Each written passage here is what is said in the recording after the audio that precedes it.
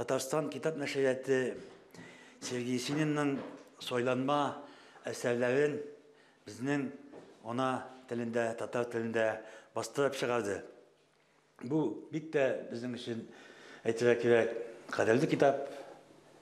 Кем әйтмешли, Сергей Есенин үзе күрсә дә моңа бик нык шатлана куаныр иде. Һәм шунысы аның бик безгә кадерле биредә аның бойтак тәрҗемә әсәрләре дөнья күрде, басылды.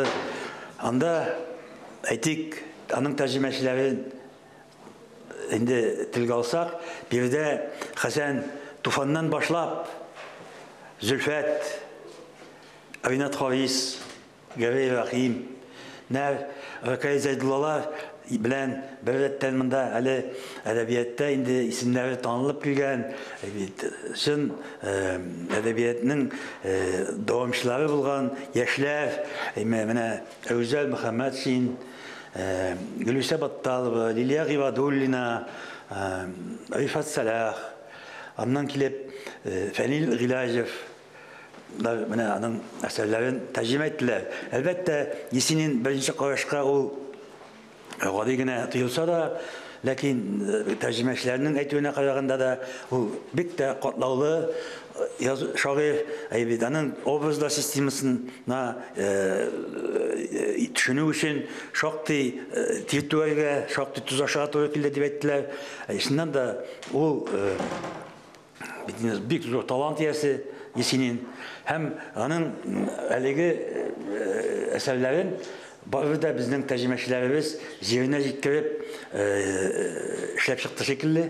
Миңа шулай тоелды укыгач, бик табигый Есенин яңгырый татарча да. Менә аннан соң минем искәртәсем килә бер-берне. Бирдә аның ике поэмасы урын алган. Аның берсен безнең инде халык шагыйре Анна Снегинаны халык шагыйре тәрҗемә итте, Гәрәй Рәхим тәрҗемә итте. Менә аның әле моңарчы бер кашанда тәрҗемә ителмәгән тагын бер поэмасы бар. Бәлки ул аның инде иң билгеле һәм бәлки иң күренекле Есенинны айрата, аның иҗатын, аның талантын, аның күңелен айрата ачкан Кара кеше дигән поэма. Черный человек. Менә шуны тәрҗемә иткән безнең яшь шагыйребез Фәнил Гилаҗев.